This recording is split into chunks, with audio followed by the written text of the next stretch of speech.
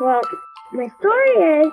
In 1982, on the 30th of December, right between Christmas and New Year's Eve, a little girl named Katie Beers was born in the town of Mastic Beach, Long Island. But to people familiar with this case, she's ended up being known as the girl in the wall.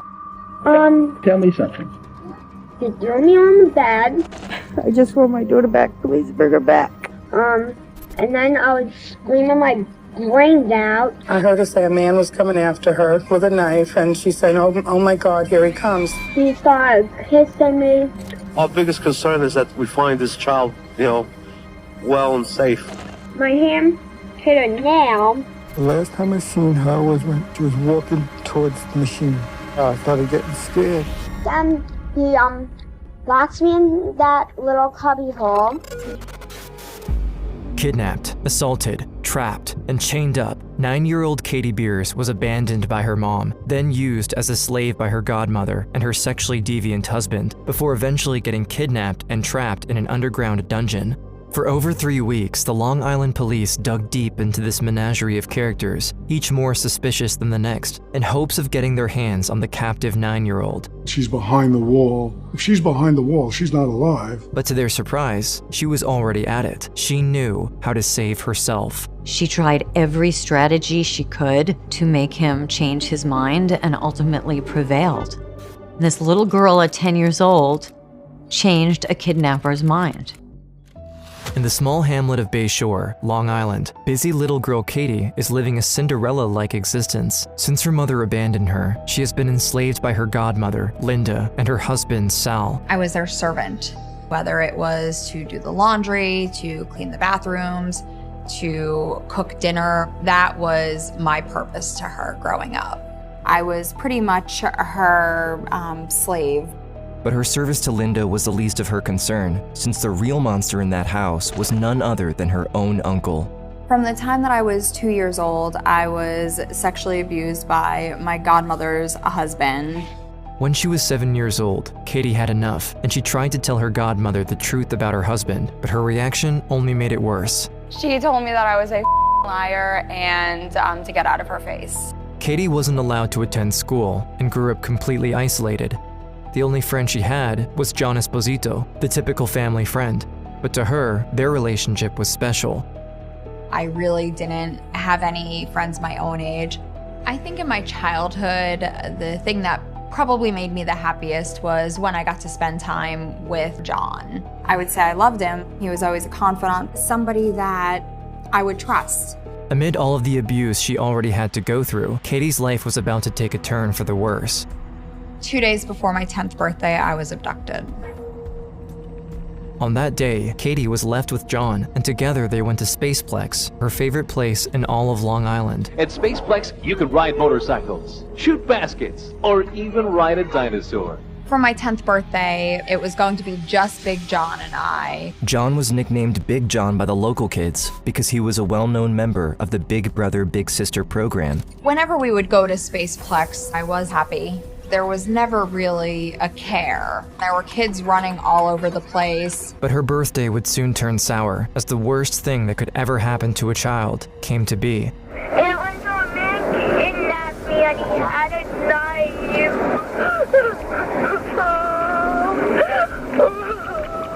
Oh no, here he comes, I gotta go. Katie.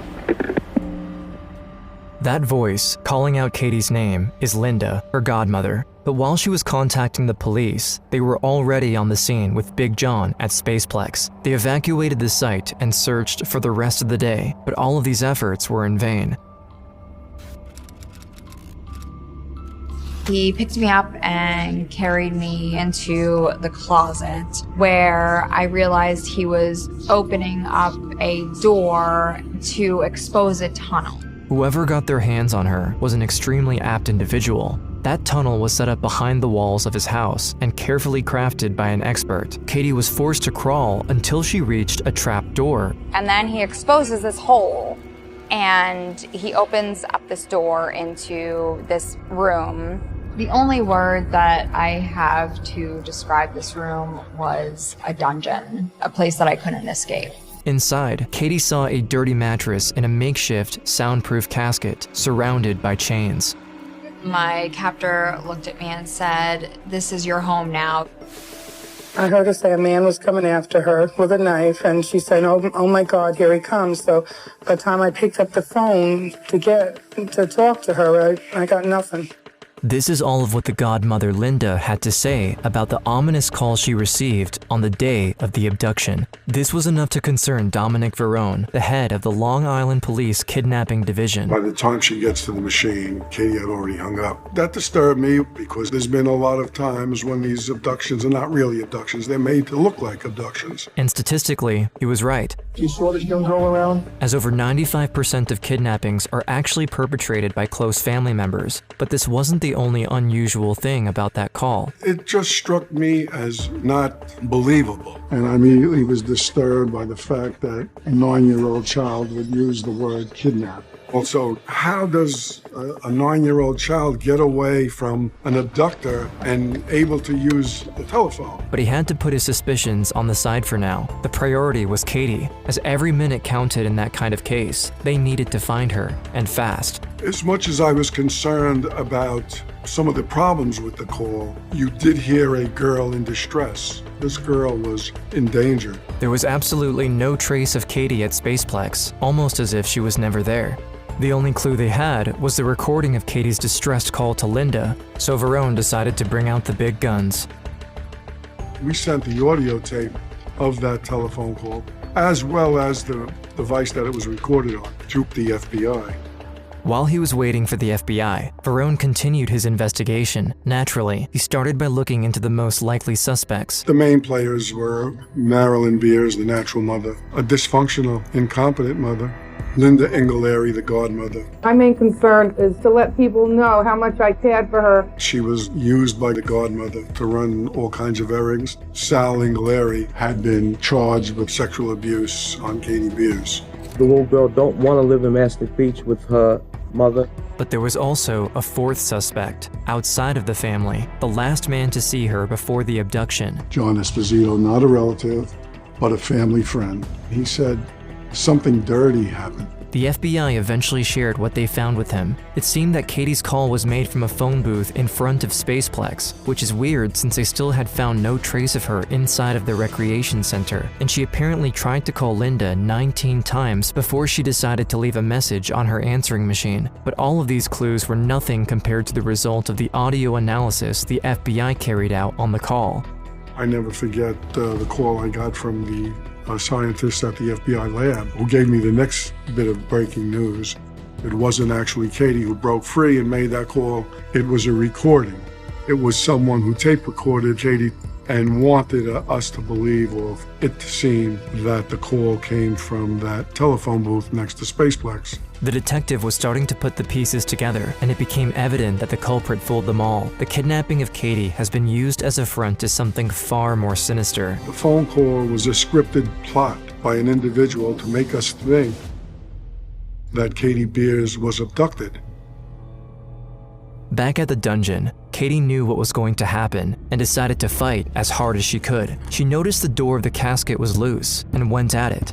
Eventually I had kicked it long enough and hard enough that snapped, and I was able to kind of safely exit. To her, this was such a breakthrough. She thought she may finally be able to find a way to escape, almost forgetting that the casket was, itself, inside of the dungeon. Then I had nowhere to go. I remember trying to go on the shelf and see if there was anything there that I could use for some sort of self-defense.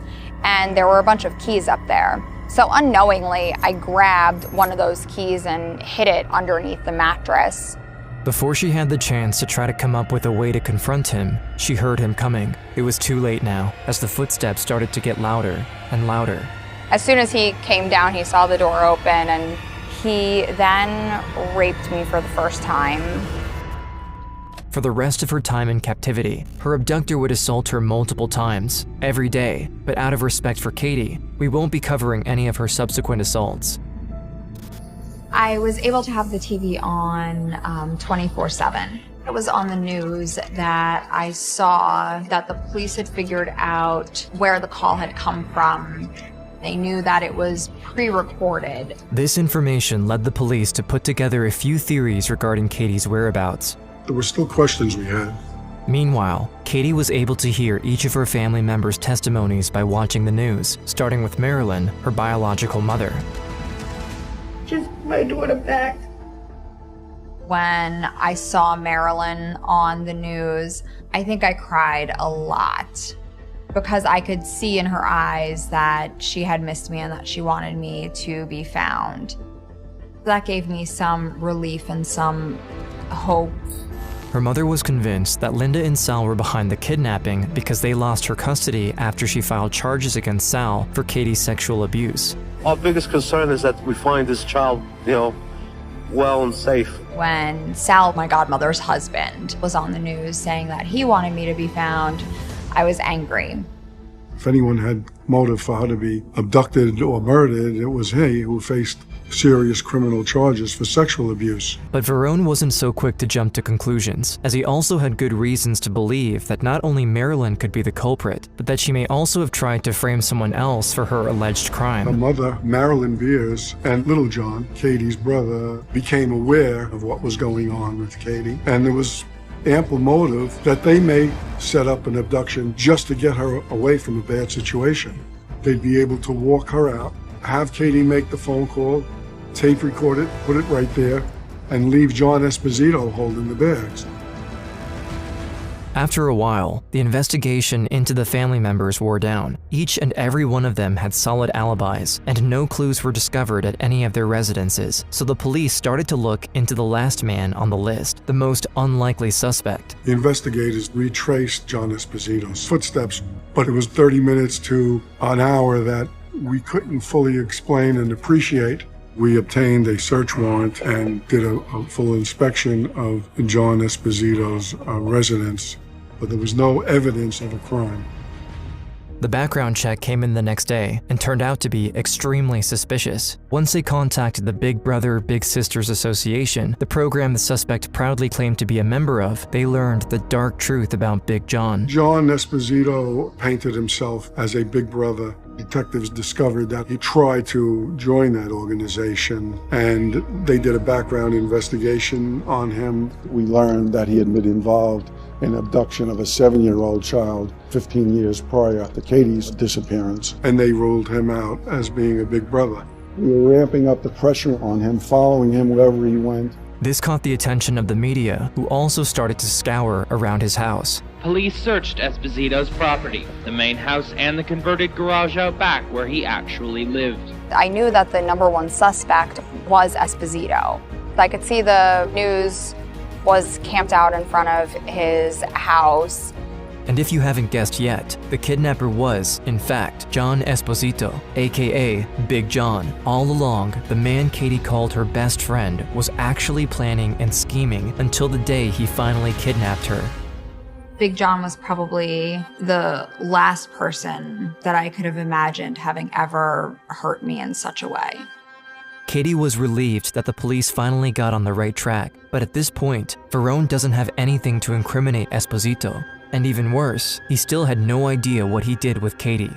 As each day went by, they were becoming more convinced that what we were going to find was not live Katie Beers, but a body of Katie Beers. A few days later, Katie woke up in the dungeon. Esposito had put a chain around my neck. I had realized that the key that I had grabbed was actually for the padlock, so I was able to at least release myself. Prior to unattaching it, I would count how many links were on the end of it and up to the wall as well. When she would hear Esposito coming, she would quickly chain herself up again in the exact same way he did, but this tended to happen less and less since the police, convinced that he was behind her disappearance, almost never left him alone. Instead, they kept an extremely tight surveillance schedule around him and his house, and Verone even went inside to interrogate him. And I could see it drain out of his face, the concern. I was very disturbed and very concerned that John Esposito had something to do with her abduction. Out of options, Esposito started making desperate requests to Katie, but the little girl knew better. Let's make police believe that you're dead. Play dead, I'll take a picture of you. Once police see that, they'll give up on you. And Katie, the bright little girl, wise little girl that she was, knew that that could be her death sentence. and she refused to play dead and let him take a picture of her. From that point on, I rarely slept, and I also did not eat any of the food that he could have altered because I was fearful that he might put something in the food, a sedative, a sleeping pill, something, so that way he was able to get the photo that he wanted, so the police would stop looking for me. After this, Katie decided to confront him, to barrage him with questions in hopes of making him realize the insanity behind his actions. How I was going to go to school, what I was going to do to survive. I wanted to get married and have kids. And he would always have witty remarks right away, like, oh, you'll have kids with me, you'll marry me, you'll do this with me. So I would always tell him, no, I don't want to do that. I was disgusted. I was 10 years old. I was trying to get him to think about the long term of him kidnapping me. Esposito began to crack between the overwhelming police presence, Verone constantly tailing him, and Katie's incessant nagging and questioning. He confided to her that he was planning to either end his life or run away. She knew that if she let it happen, he would probably kill her or leave her to die in the dungeon. I told him that I was sick and I wasn't feeling well. I think between the police department laying on him at his house all the time and my questions, and then me saying that I wasn't feeling well, finally wore him down.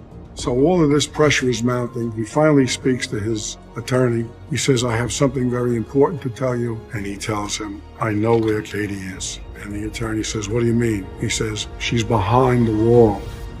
And this is where Verone and everybody else involved in the case understood that John Esposito wasn't your usual kidnapper, but an actual mastermind. Esposito escorted police and the district attorney through all the steps of unearthing the dungeon, and police watched incredulously as he went through this 30-plus step process of revealing the dungeon that he had built. There was a bookshelf with wheels on it, and you'd have to pull that out. And then there was vinyl laid on the floor, and you pulled the vinyl back. And then there is a 200-pound concrete block that's there. And you had to know to go into the garage and get this block and tackle, to hook it in the ceiling, to hook it into the 200-pound block, and then raise this block up. And then you drop down about 7 foot into this underground chamber. And then there's a passageway. And as you crawl, you dropped into this underground chamber where Katie was kept. Apparently, this whole affair had been in preparation for years before he took her. I had realized that I had actually played in this underground dungeon while it was being built. So he had this vision to build this underground dungeon. And when he had this vision, it was specifically to kidnap me. When Verone finally broke in, Katie couldn't believe what was happening to her. The door opened and there was a man that I didn't recognize. And I remember them saying, we're the police, you're safe now. I was just overjoyed. She was alive. You all right, Katie?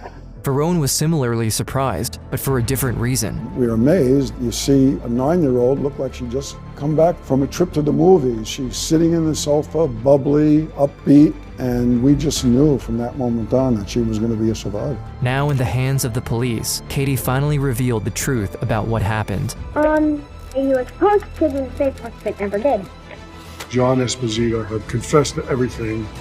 Esposito was convicted of kidnapping in the first degree, and he was sentenced to 15 years to life. Not only did the detective save her from Esposito, but throughout his investigation, Verone uncovered all of the abuse she had suffered at the hands of the people who were supposed to take care of her, and decided to place her into foster care. I entered foster care as soon as I was released from captivity, and that was a salvation for me. I had a mom, I had a dad, I had brothers and sisters. It was absolutely fantastic. They also continued the legal procedure against her Uncle Sal and successfully put him behind bars.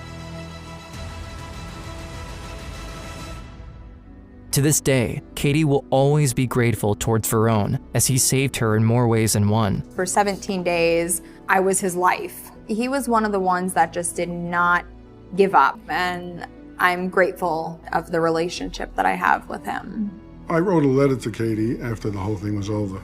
Dear Catherine, I don't know you very well, but what I do know is enough to show you as a remarkable young girl with a strong determination to live. My only wish is that we could have found you sooner and you didn't have to be down there so long. Not many adults could endure or survive what you went through. Be proud and continue to be strong. I know you will be successful.